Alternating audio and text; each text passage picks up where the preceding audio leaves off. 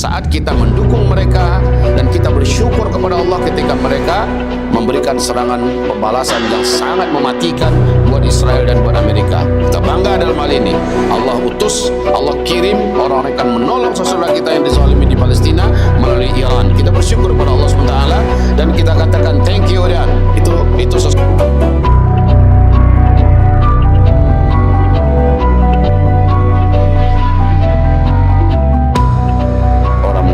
Yaitu mereka mudah sekali bersumpah-sumpah untuk urusan receh, untuk urusan remeh dengan menggunakan nama Allah. Itu yang pertama. Kemudian mereka ingin menjilat kepada Rasulullah saat Rasul masih hidup, atau kepada tokoh-tokoh agama yang berpengaruh, para ulama-ulama dan mufti-mufti yang lurus, demi ngambil muka, ya, agar mereka dapat kepercayaan publik. Jadi mereka menggunakan sumpah-sumpah. Itu kebiasaan orang-orang munafik. Yang kedua, di ayat yang kedua ada sifat orang munafik di sini, yaitu mereka menginjak-injak janji dan sumpah setia ketika mereka menjabat. Akan menjabat, saat akan menjabat, bersumpah dia, saya akan amanah, saya akan tunaikan janji-janji saya akan. Tapi setelah dia dilantik, mereka menjadi penghalang yang paling serius untuk jalan Allah Subhanahu wa taala. Pesantren diganggu, masjid disepikan, ya, aktivitas keagamaan pasti tidak akan pernah bisa berjalan mulus. Penghalangnya dia, yaitu dia. Kemudian yang ketiga, sifat orang munafik yang ketiga, yaitu di surat yang ketiga, yaitu mereka ini beriman lalu kafir. Dalam artian apa? Dalam artian orang-orang munafik ini sangat menunjukkan penolakannya terhadap syariat, ya. Sangat menunjukkan penolakan terhadap syariat atau terhadap hukum Allah. Kalau ada kita temukan pada hari ini orang Islam, tapi dia yang paling getol menolak syariat Allah atau menolak ayat Allah dari ayat-ayat tertentu, ya, membenci terang-terangan, menampakkan kebencian, atau mungkin mengumumkan penolakan terhadap hukum Allah, jelas ini adalah orang yang dimaksud oleh Allah di dalam surat Al-Munafiqun ayat ketiga. Sekarang masuk kita kepada surah Al-Munafiqun ayat keempat. Apalagi ciri mereka yang dibongkar oleh Allah di sini? Mari dibaca. A'udzubillahi minasyaitonirrajim. Bismillahirrahmanirrahim. Wa idza ra'aitahum, dan apabila engkau melihat mereka, tu'jibuka, engkau akan terkagum-kagum, ajsamuhum, melihat penampilan mereka. Ini sifat orang munafik. Berikutnya, soal penampilan dia rajanya. Biasanya orang munafik ini, biasanya orang munafik ini perlente, atau dia memiliki postur tubuh yang lumayan, atau dia memiliki jabatan yang menyebabkan orang-orang ngiler dengan jabatannya, atau ketokohannya yang menyebabkan, atau ya inti ketokohannya menyebabkan orang-orang betul-betul salut kepadanya.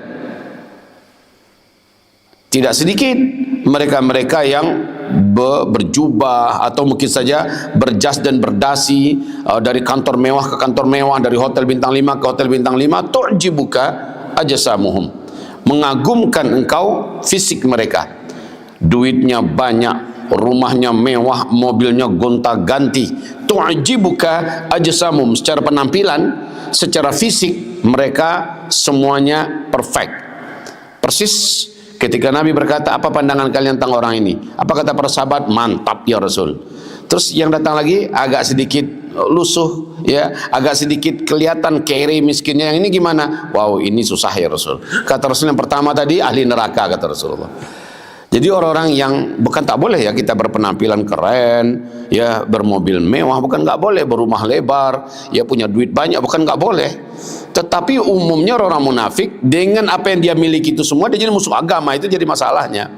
Dengan apa yang dia miliki itu dia menjadi penghalang jalan Allah, seperti ayat yang ketiga tadi. Jadi ini, kalau engkau melihat fisik mereka, penampilan zahir mereka, tu'jibuka, kau akan terkagum-kagum, bahkan bisa jadi iri. Okey, lanjut. Wa iyaqulu, dan jika mereka berkata, tasma' liqaulihim, engkau mau mendengarkan perkataan mereka. Kenapa? Di dalam ayat yang lain, di surat yang lain Allah berfirman, kalau mereka ngomong tuh santiang, mereka kalau ngomong tuh pandainya minta ampun. Awas ya, ini penampilan seperti yang kami katakan sebelumnya, ada pada sosok, kalau sebuah negara ya, ada pada sosok resmi di pusatnya Syiah seluruh dunia, itu Iran. Secara penampilan keren, senjatanya hebat, kemajuannya mantap, kemudian fisiknya juga bagus-bagus, dan pakaian mereka lebih islami daripada orang-orang Arab. Ya, kalau mau kita lihat menakjubkan semua. Kalau ngomong juga hebat. Termasuk di antara pemuka-pemuka hebat dalam berdebat itu adalah orang-orang Syiah di Iran. Mereka memang dilatih bagaimana berdebat terbaik, sehingga orang-orang akan terpukau. Awas ya, ini berbeda dengan saat kita mendukung mereka dan kita bersyukur kepada Allah ketika mereka memberikan serangan pembalasan yang sangat mematikan buat Israel dan buat Amerika. Kita bangga dalam hal ini. Allah utus, Allah kirim orang-orang yang akan menolong saudara kita yang dizalimi di Palestina melalui Iran. Kita bersyukur kepada Allah SWT dan kita katakan thank you Iran. Itu sesuatu yang kita tidak tutup mata ya. Akan tetapi dalam hal urgensi, dalam hal eksistensi, dalam hal substansi ajaran, mereka memang bertolak belakang dengan ajaran yang dibawa oleh Rasulullah sallallahu alaihi wasallam. Makanya dari awal-awal kami katakan bahwa semua sifat-sifat nifak dan kemunafikan yang disebutkan oleh Allah dalam Al-Quranul Karim, dalam hadis, kalau dalam bentuk fisik demi fisik, orang demi orang, kita sudah bisa membacanya, ketahuan oleh kita siapa orang-orangnya, termasuk si Abu Janda itu. Adapun dalam bentuk sebuah negara, maka terwakilkan sepenuhnya oleh Iran, karena mereka salah satu punya ajaran di dalam kitab-kitab utama mereka. Dan ingat, kitab itu ada di perpustakaan kami lengkap, kami sudah kasih tanda-tanda itu di halaman berapa, di nomor poin keberapa, segala macamnya, bahwa salah satu di antara mereka ajarkan adalah berbohong itu bahagian daripada akidah, bahagian daripada iman, bagian daripada tauhid. Kan aneh itu ya. Pokoknya banyak ajaran mereka yang memang bertolak belakang dengan ajaran kita Ahlus Sunnah wal Jamaah. Makanya mereka tidak dimasukkan dalam bab Ahlus Sunnah wal Jamaah. Baik, lanjut. Ka'annahum, seolah-olah mereka itu, khusyubun, adalah papan-papan, musannadatun, yang disenderkan ke dinding. Maksudnya apa ini? Papan-papan yang disenderkan ke dinding. Maksudnya apa?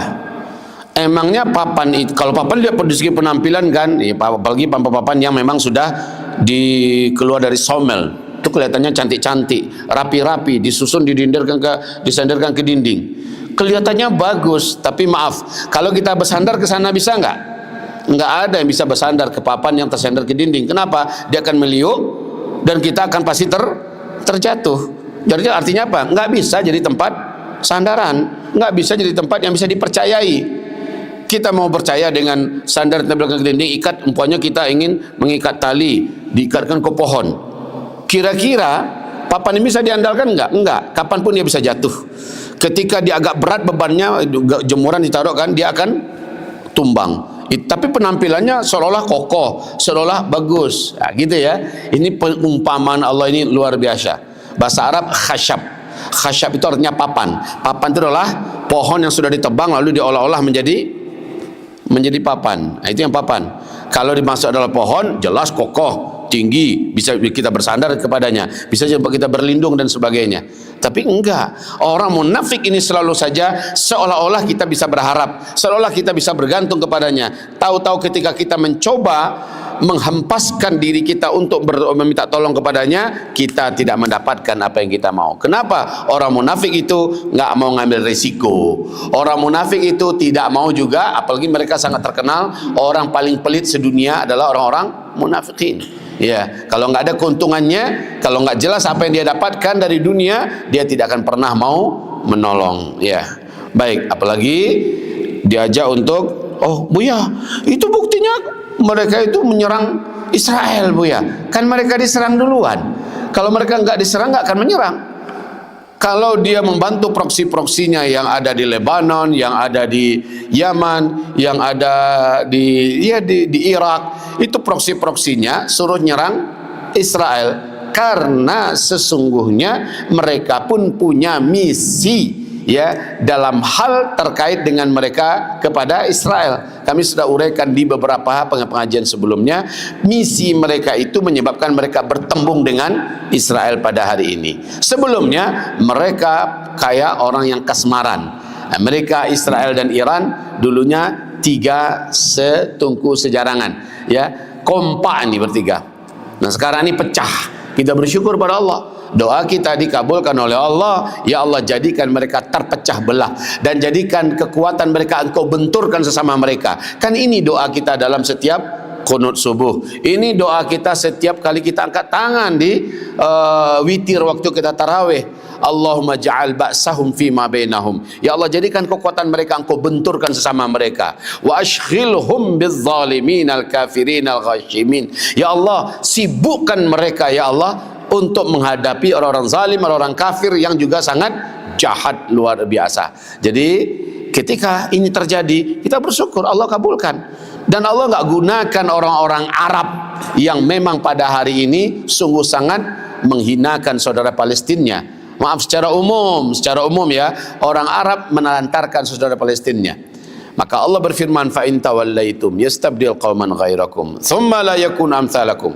Kalau kamu berpaling, Allah akan ganti dengan kaum yang lain yang mereka tidak seperti kamu, pengecut, tidak seperti kamu, sangat perhitungan, takut sekali, hubbud dunya karahatul maut. Kami akan ganti dengan yang lain. Nah, sahabat bertanya pada Rasul, ya Rasul, siapa yang kau maksud yang akan mengganti kami ini? Jawaban Rasul sambil menepuk pundak Salman Al-Farisi, orang ini, orang dari kaum dia ini, ya, yaitu dari Persia. Salman Al-Farisi kan dari Persia, Iran hari ini, dan hari ini terbukti Iranlah yang diganti, yang menjadi pengganti dibandingkan orang-orang Arab yang menelantarkan Palestina. Allah gantikan dengan Iran. Tapi ingat, ayat itu bukan berarti Allah Subhanahu wa taala menyebutkan mereka yang terbaik. Enggak, Allah mengatakan yastabdil qauman ghairakum tsumma la yakun amsalakum. Allah ganti dengan kaum yang lain, bukan kaum yang lebih baik dari kamu, enggak, tapi dengan kaum yang lain yang tidak seperti kamu.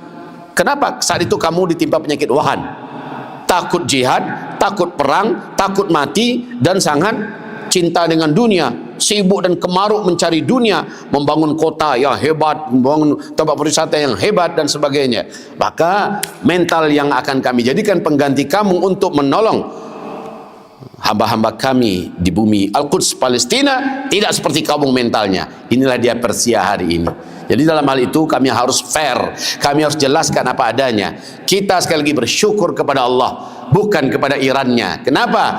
Allah telah mengajarkan kepada kita doa yang disampaikan Nabi. Apa itu doanya? Allahumma ma asbahabi, ketika sore, ma amsabi min ni'matin au bi ahadin min khalqika faminka wahdaka la syarikalak falakal hamdu walakal syukur. Ya Allah, kami menerima nikmat ini di pagi ini. Kalau sore dibaca, kami menerima nikmat ini di sore ini ya Allah.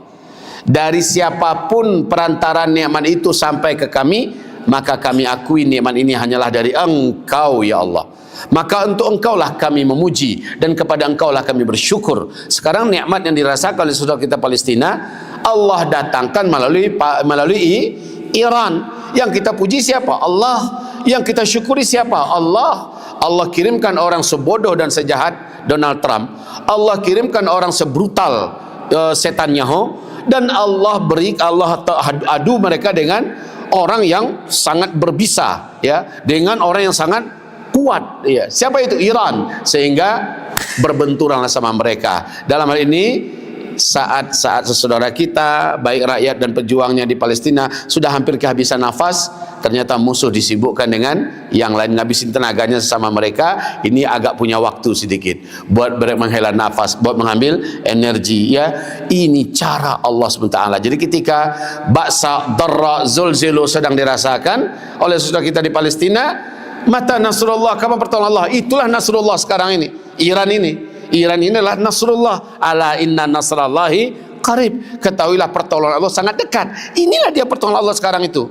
Iran Allah jadikan sebagai orang-orang yang diantarkan oleh Allah untuk, padahal niat Iran adalah, kan udah jelas 3 permintaan daripada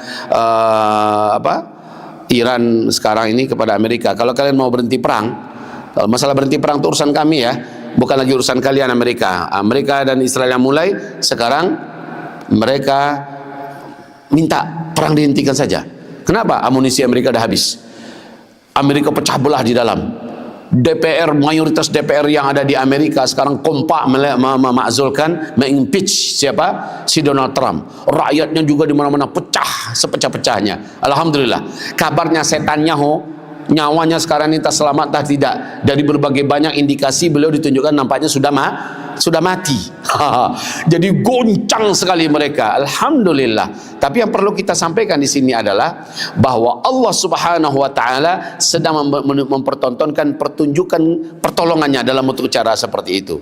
Jadi hamba-hamba Allah yang kami muliakan, ala inna nasrallahi qarib. Pertolongan Allah melalui Iran pada hari ini. Hanya saja yang kami mau sampaikan kepada kita semua bahwa sesungguhnya kehadiran mereka ini bukan berarti merekalah yang terbaik pada saat ini, ya. Yang terbaik tetaplah yang mengikuti Rasulullah SAW dan Ahlus Sunnah wal Jamaah yang diwariskan Rasul Sallallahu Alaihi Wasallam. Tayyib, kita kembali. Fisik mereka sangat menakjubkan, ngomong mereka sangat pintar dan pandai. Coba lihat yang muncul di TikTok, berbagai macam cuplikan omongannya Ali Khamenei yang sangat keren ya, seolah-olah dialah mujahid teragung abad ini gitu. Tampil dengan kata-kata yang sangat memukau, ya tampilan juga meyakinkan, wajah juga sangat masya Allah dengan jenggot putih yang karismatik. Wallahi kalau kita lihat semuanya mantap dah ya. Tapi sekali lagi, tu'jibuka ajsamuhum, engkau kagum melihat penampilan mereka. Wa yaqulu tasma' liqaulihim, kalau mereka ngomong engkau akan mau dengarkan kata-kata mereka. Lanjut, ka'annahum khusyubun musannadah, seolah-olah mereka adalah papan-papan yang disandarkan. Terus baca sama-sama, yahsabuna, mereka mengira, kulla sayhatin, seluruh kata-kata lantang, alaihim, ditujukan atas mereka.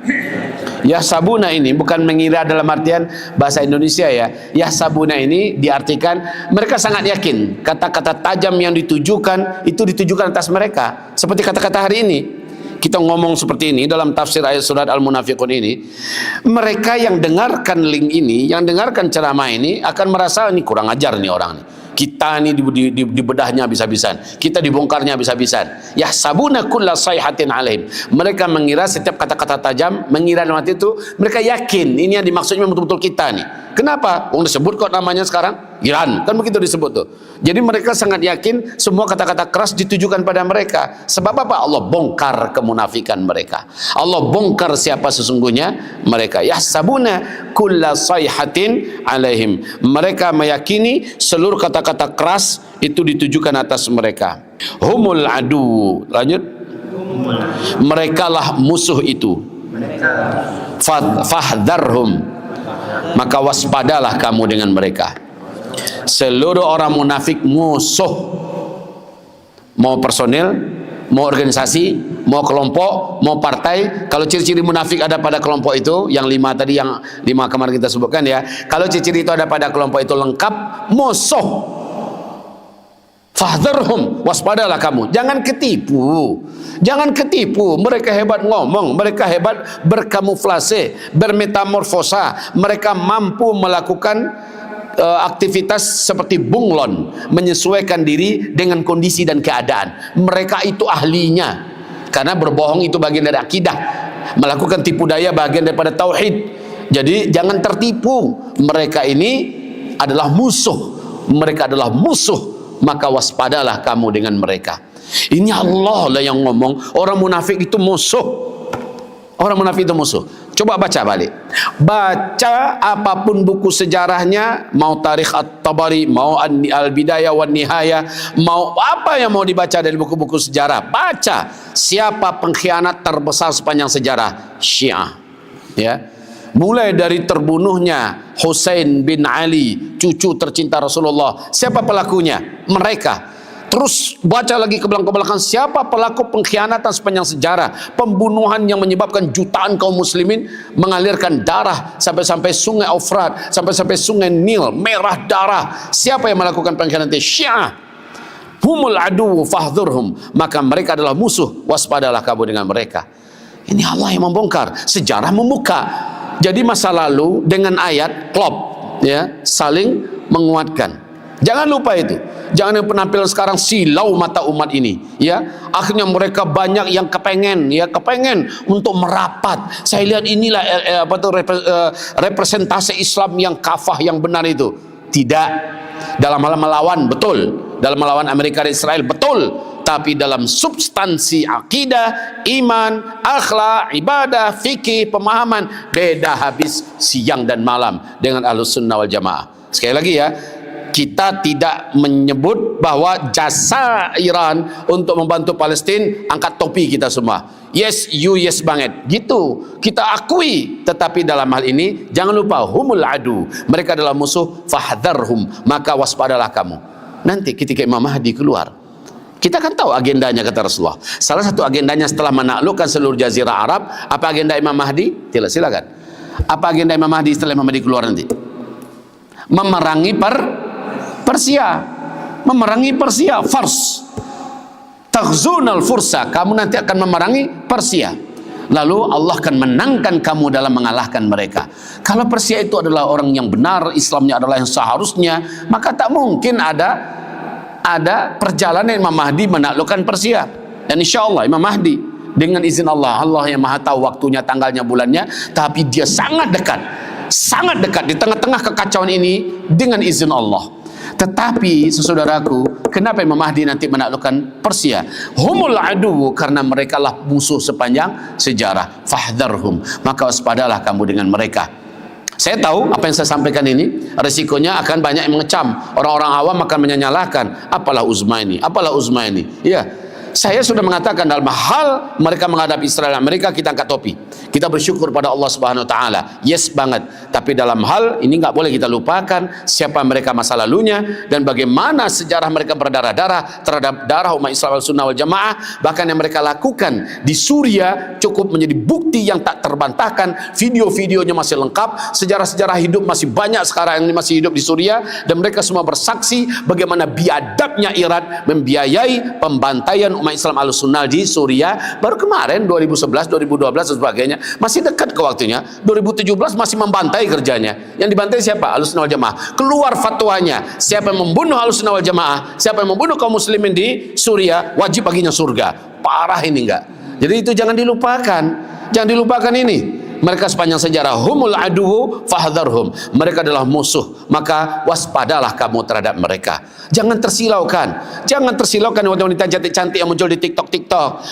Hey Muslim, come here, hey Indonesia. Jangan terpukau dengan mereka. Tu'jibuka ajsamum, fisik mereka membuat kamu kagum, ya. Wa yaqulu tasma' liqaulim, kalau mereka ngomong kamu pengen dengar apa yang katanya, menakjubkan semua.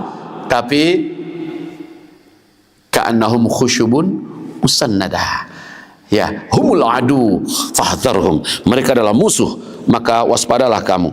Terus qatalahumullah, baca, Allah pasti memerangi mereka. Anna yufakun, di mana saja mereka berada. Contoh kelompok yang sudah digaji oleh Israel seperti si Permadi Arya itu, si Abu Janda itu, dengan si siapa satu lagi, si siapa, si Monik itu. Coba lihat mereka, di mana saja mereka berada hari ini, se-Indonesia orang yang meludah mukanya. Ya, bentuk dari Allah memerangi mereka. Dimanapun mereka berada, nggak ada punya harga diri, tidak punya sedikit pun ya rasa di hati orang-orang yang normal otaknya terhadap contoh dua makhluk ini. Yang kayak mereka banyak ya, tapi yang dipanggungkan diantaranya mereka. Qatalahumullahu anna yufakun. Ikan melihatnya, ikan mengutuknya. Angin yang mereka hirup, angin itu masuk dengan kutukan, ya. Udara dan air yang mereka nikmati seluruhnya mengutuknya, karena Allah mengutuknya. Allah memeranginya dimanapun dia berada. Nggak akan ada bahagia mereka itu. Lihat saja akhir hayat mereka. Kita lihat ke depan, sama-sama kita lihat orang-orang macam ini gimana akhir hayatnya. Semua orang-orang munafik akhir hayatnya su'ul khotimah, dan dibuat oleh Allah Subhanahu wa taala mereka harus merasakan dahulu penderitaan azab demi azab berlapis-lapis sebelum mereka dimatikan oleh Allah. Amin ya Rabb. Serem ya ketika kita baca, kita bedah, kita benar-benar sedang dibuka oleh Allah Subhanahu wa taala mata batin, mata hati dan pemahaman kita, sehingga orang-orang yang selama ini kita kagumi mereka termasuk di antara komunitas kaum munafikin itu.